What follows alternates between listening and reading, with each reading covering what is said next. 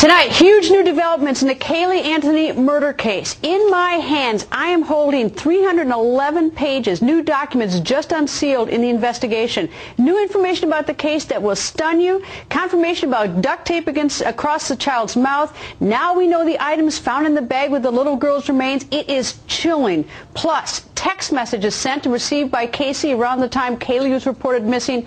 And wait until you hear the things Casey was telling law enforcement within the first 24 hours of her mother reporting the toddler missing. We know it all. We have these documents. Holly Bristow, reporter for WOFL, joins us live. Holly, first of all, why do we even have all these documents, and why are they released right now? It's Florida law. It's public information, and under the Florida Sunshine Laws, they have to release these if we request them, and we've been requesting everything that's pretty much been able to come out of the sheriff's office and the state attorney's office. So first they release it to the defense, they give them a day or two to look at it, and then they hand it over to us. What about the timing? I mean, it's almost like a document dump in a civil case. I mean, like dumping 311 documents all at once. I mean, a lot of the documents go back to, here's one going back to July 16th of 2008, and we're just getting that now. Why can Florida hang on to it that long if you have a sunshine law? Well, you know, they basically say that once they're done with something in an investigation, once they've gone through and finished their looking into what they need to look into on those, then they release them to us. They make sure it's, once we get our hands on it, it's nothing that we're going to be able to mess up, I guess, in terms of what they're working on at the moment. But certainly some interesting things in there. I'm sure the things that you probably noticed, the same things that I noticed. Number one being the duct tape around the mouth, which we've been reporting all along. But now we're finding out that there was a heart-shaped sticker that was attached to the duct tape. They didn't find that until the evidence had been sent up to the FBI labs in Quantico, Virginia, and some specialists were looking at the duct tape, saw the imprint from the sticky stuff on the back of a sticker on the actual duct tape, and then we find out that they actually found the sticker at the crime scene. It's just amazing, some of the things that are coming out in this, Greta. And, you know, it's even extraordinary. I mean, the documents start out, at least the order in which I've done it. I'll take one of them is they chronicle interviews that they've done with potential witnesses. One is Iason Donovov or something like that. I've known that's a friend of Casey, and this talks about how Casey was perfectly fine. Nothing seemed out of the ordinary. That on July 5th, that this friend talked to Casey. Everything seemed perfectly fine. Saw Casey on July 5th, and she never mentioned that she was looking for her missing child. I mean, the Chronicle is just friends who said that she seemed normal, everything was fine. Meanwhile, her child is missing and presumably now murdered. Person after person has said that. From that person that you just mentioned, that was actually the first time I really remember reading about him in Discovery. Apparently they had had dinner together on July 5th along with Casey's boyfriend and some other folks.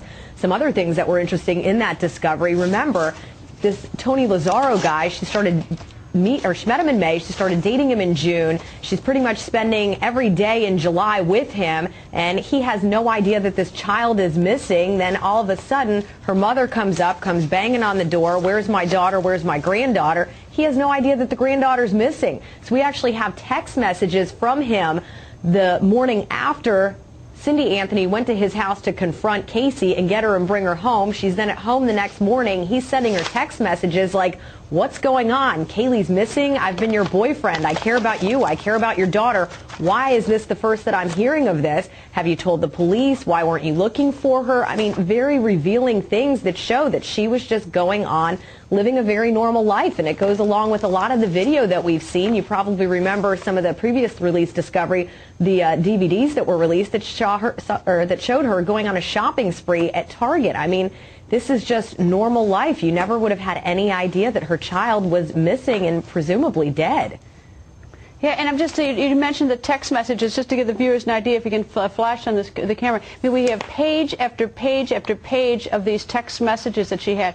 And she was just living, presumably, what seemed like a, quote, normal life. Even the tattoo people we talked to who'd given her a tattoo in early July said everything seemed perfectly normal. Nobody saw anything out of the ordinary. But, Holly, thank you, and we'll see you soon, Holly. Anytime, Greta. Joining us live, forensic pathologist Dr. Michael Baden and former LAPD homicide detective Mark Furman. Gentlemen, you both have these lists of documents, these 300-plus pages, and I guess the most chilling for me, although when Holly mentioned it, we knew about it before, but we now have for sure, we know exactly what it was they found in about 3/10 of a mile from the home where the child was living. Here's what's the most chilling to me. This is in the affidavit from the Sheriff's Department. It says that they found something less than 3/10 of a mile from the child's Hope Spring Drive. And it goes on to say that they positively confirmed that the skull with attached hair was human and that of a small child. The law enforcement arrived on the scene and confirmed that the skull appeared to be that of a small child. It goes on to say the remains appeared to have originally been within a black plastic garbage bag and within a cloth laundry hamper bag. There was a piece of silver duct tape over the mouth area of the skull. The skull, bag, and loose bones were collected and taken to the Orange County medical examiners. So there's a confirmation, Dr. Baden, of what we all thought. What are the clues that you find in here? Well, there are a few things. It confirms that the duct tape holds on to a lot of evidence, the hair, the heart-shaped sticker.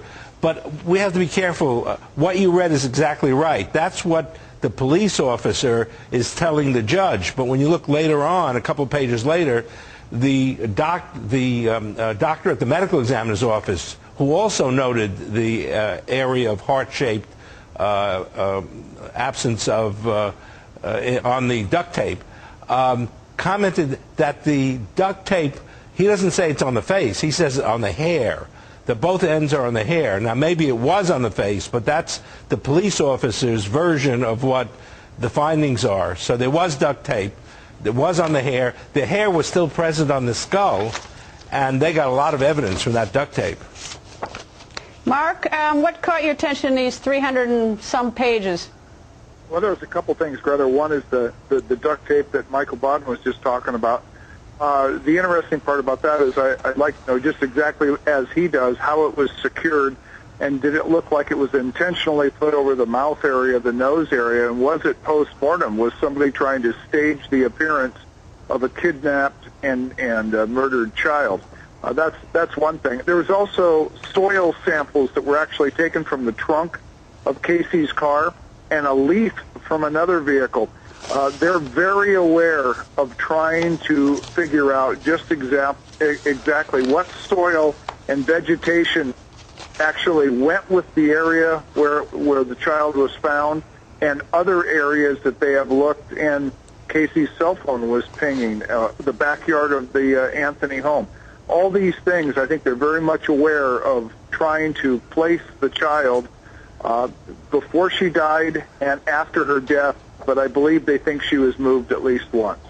Well, Greta? Well, it's interesting because one of the people, and they list the witnesses they've interviewed, and they interviewed a Debbie Palisano, who is Cindy, the grandmother's supervisor, and she's quoted as saying in these records, just to show they piece this together, is she said, Cynthia also told Debbie Palisano there was a really, really bad smell in the car.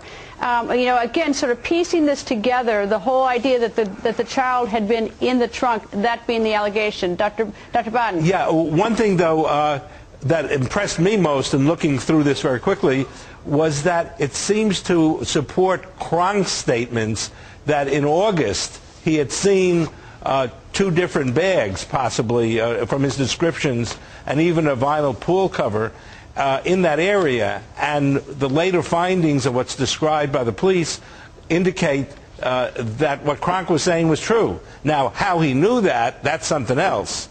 But it does support the fact, to my view, that the baby was there the whole time. Greta, I mean, yeah, go ahead, Mark. You know, the meter reader in August, the phone's in these clues. The deputy goes out, even with the meter reader, and they can't find exactly what he saw. But even if there was a black bag that he saw or a white bag was recovered with the child, or a black bag, doesn't matter what combo it is, you still can't say that it was that bag in August, the bag in which you found in December. There was no way to identify that. Well, the thing that's bothered me, and it's I'm surprised, I mean, and I don't want to be too graphic, we discussed this the other night, but if you leave things in your garbage can, And if you don't secure it really well, at least in many areas of the country, animals get in there and shred it and throw it all over. And I don't quite understand why everything seemed to be in the bag. But I guess we'll learn when the experts finally hit the witness stand on that issue. Dr. Bodden and Mark, if you both stick around, we have much more coming up with both of you. Now, the clues in this